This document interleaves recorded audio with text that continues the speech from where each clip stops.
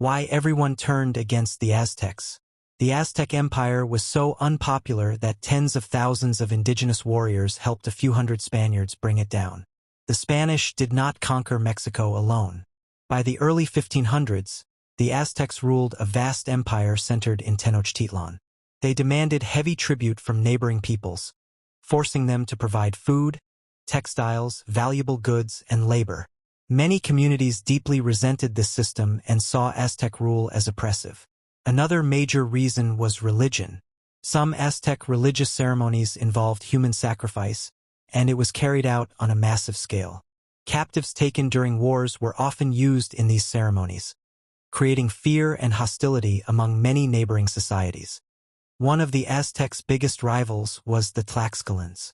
When Hernán Cortés and the Spanish arrived in 1519, the Tlaxcalans first fought them. But once they realized the newcomers were determined to challenge Aztec power, they formed an alliance with them. The Spanish were actually a small minority.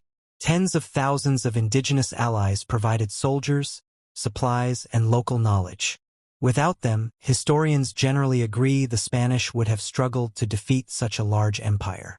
But many indigenous groups later discovered that replacing Aztec rule did not bring the freedom they expected. After Tenochtitlan fell in 1521, Spain imposed colonial rule, and many communities faced new taxes, foreign control, and devastating disease outbreaks. In other words, the Aztec Empire did not fall because a few hundred Spaniards were unstoppable. It fell because many of its own enemies saw an opportunity to overthrow a powerful empire, only to discover that the new rulers would bring a very different set of problems.